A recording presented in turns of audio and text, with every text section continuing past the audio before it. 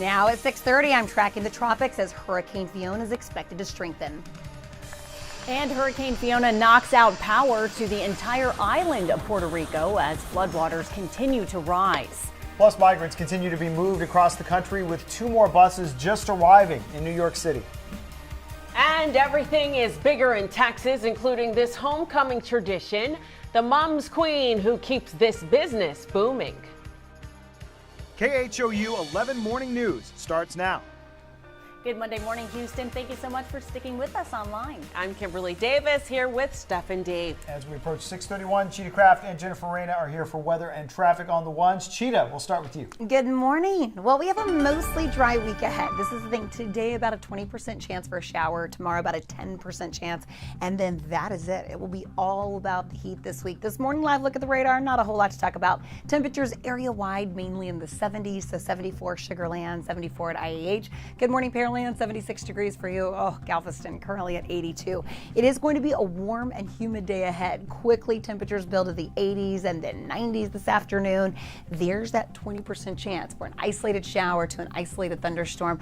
Again, not everyone will see these showers, but those of you who do, it could be a brief little shower, and then there could be that isolated thunderstorm, providing some quick but maybe briefly heavy downpours. And then starting tomorrow, almost forget about the rain. That lasts through the upcoming weekend. A big area of high pressures building in. More on that and Hurricane Fiona coming up in just a little bit. All right, Jen, I know you're busy over there this morning. It's been an ugly Monday morning for a lot of drivers because alternate routes are tying up different highways. So let's start off with the biggest problem. Our fatality happened just after 2:30 in the morning. We're talking I-10, the Katy freeway outbound at Washington. All lanes are still blocked in the westbound direction. Alternate routes include Memorial Drive, Washington Avenue, US 59. You can even take 610. We expect more traffic to be in the southbound direction passing up the Galleria. Also more North Loop traffic as folks are trying to work their way away from the I-10 corridor. We are heavily backed up past the Heights area. The wreck on the East Freeway is outbound at Wade. That's involving an overturned vehicle. We're backed up for at least 4 miles. No great alternate route. You can head down to the Beltway and take 225 out to Baytown. On 225, you've got an outbound problem at Preston. Most of the lanes are blocked. So if you're running between 610 and the Beltway and you usually take 225, you'll want to work your way to Southmore or maybe take the I-10 corridor. But again, break off on the Beltway before you get past Channelview because then you'll be stuck in some extra delays. Okay, here's a look at the Katy freeway and some of that backup traveling outbound. Again, avoid I-10 whether you're traveling to the west or the east. And this is a look at 225, that outbound problem at Preston. Multiple lanes are shut down on both the 225 corridor and the East Freeway. So it's just brutally packed. Let's look at those drive times headed outbound. This is the East Freeway drive time, 72 minutes. We're talking 6:33 in the morning if you're trying to get out toward Highway 99. Brutal. 225, 45 minutes to work your way out toward 146. And that's your latest look at traffic. Over to you. Jennifer, thanks. Starting now with breaking news. A double shooting left 2 men hurt in southwest Houston overnight. It happened off South Post Oak Road just after 8:15. Houston police say both men were shot in the chest, but at last check, they were both still alive. Police say they believe the victims drove themselves to that Post Oak location, and the shooting, that happened somewhere else. Right now, the investigation is ongoing. Also breaking overnight, a man was shot in the face outside of an apartment complex in northwest Houston. This happened just before 11:30 on Antoine Drive. According to Houston police, the man was found with a gunshot wound to his jaw and was brought to the hospital. At last check, he was in stable condition. So far, no arrest. Backlash is growing against states like Florida and Texas over the transportation of migrants to the north. Just yesterday morning, 2 more buses with migrants arrived in New York City. One legal group helping the migrants says the people were promised jobs and housing, but were sent to places like Martha's Vineyard and Washington, D.C. without clear information or guidance. Michelle Choi joins us live this morning with more on the support. Michelle.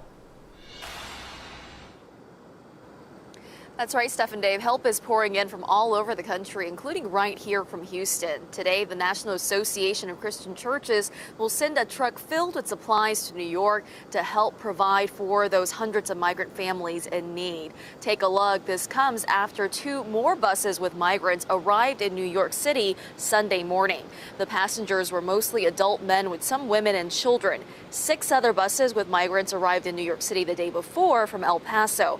Now, according to Governor Greg Abbott, who released these latest numbers on Saturday, since early August, Texas has bused more than 2,500 migrants to New York City, 8,000 migrants to Washington, D.C., and more than 600 migrants to Chicago. Many of the migrants also arrived in Martha's Vineyard this week, flown there by the state of Florida. Aid workers say the migrants there were promised jobs and housing, but were instead sent north with no clear information about what would happen to them. Backlash is now mounting against Republican governors Greg Abbott and Ron DeSantis, who say they'll continue to ramp up the controversial practice in an effort to get President Biden to act on border security.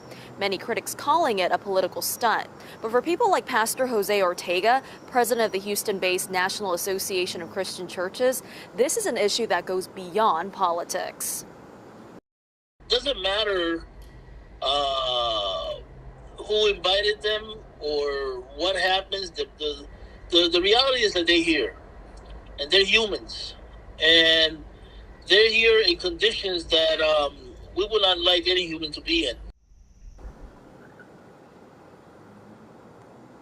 Yeah, Pastor Ortega went on to say his hope right now is both Republicans and Democrats will put politics aside and help these families. Reporting live in Houston, Michelle Choi, KHOU 11 News.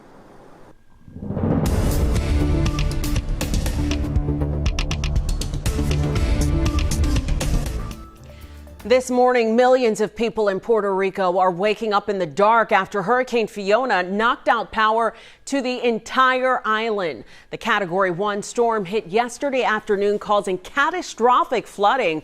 The National Hurricane Center's director says he's not sure he's ever seen rivers rise this quickly in the U.S., and it could keep getting worse.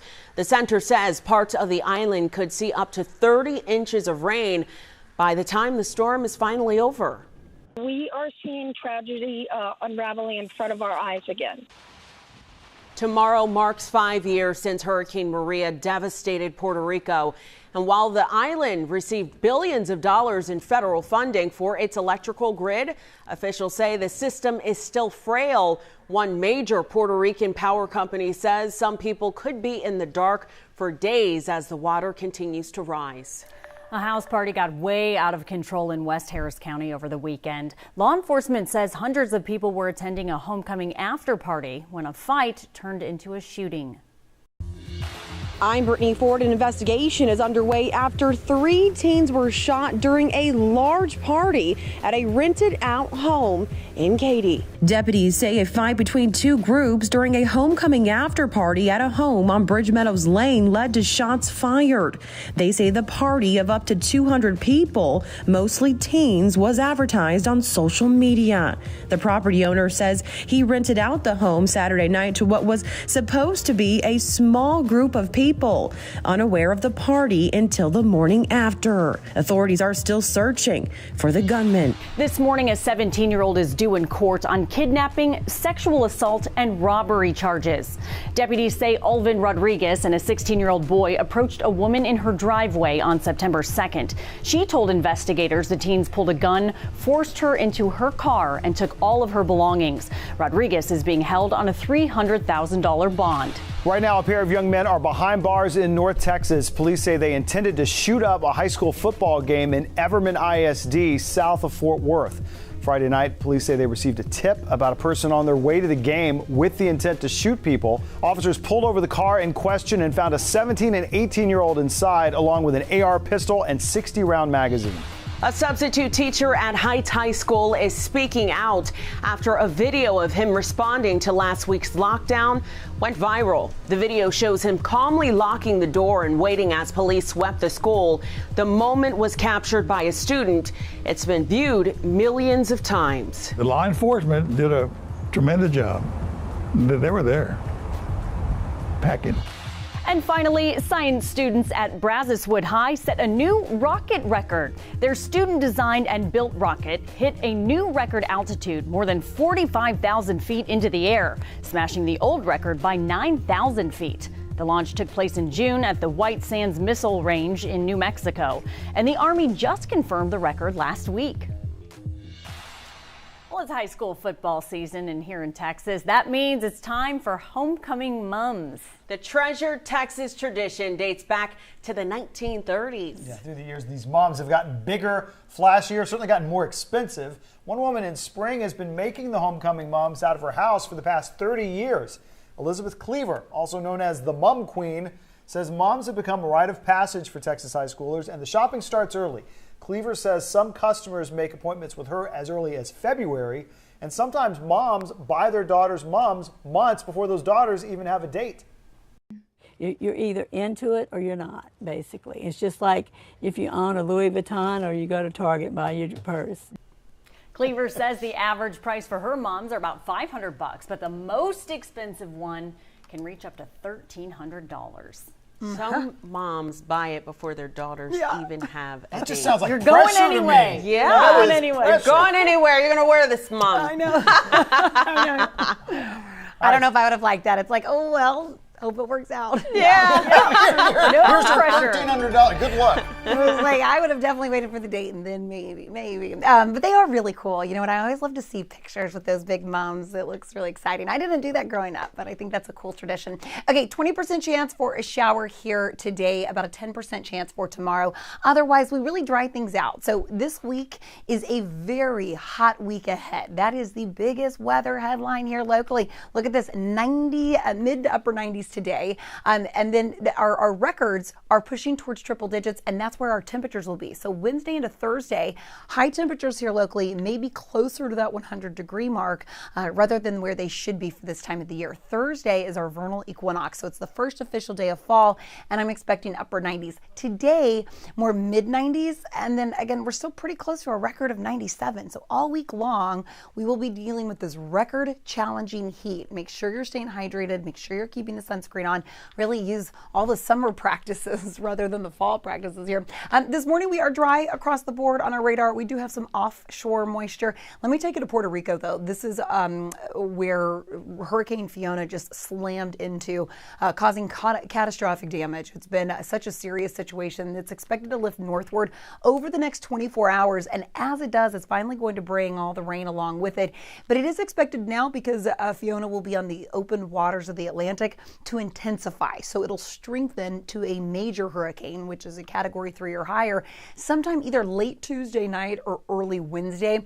With that, even though it's going to be a major hurricane, it's basically going to be out in the open waters of the Atlantic. So this should not impact anyone really when it's at its height strength, but it really did across Puerto Rico. We've got an entire web article that we have written and shown a bunch of images and some of the latest reports. So if you want to check that out, you could always go to KHOU.com.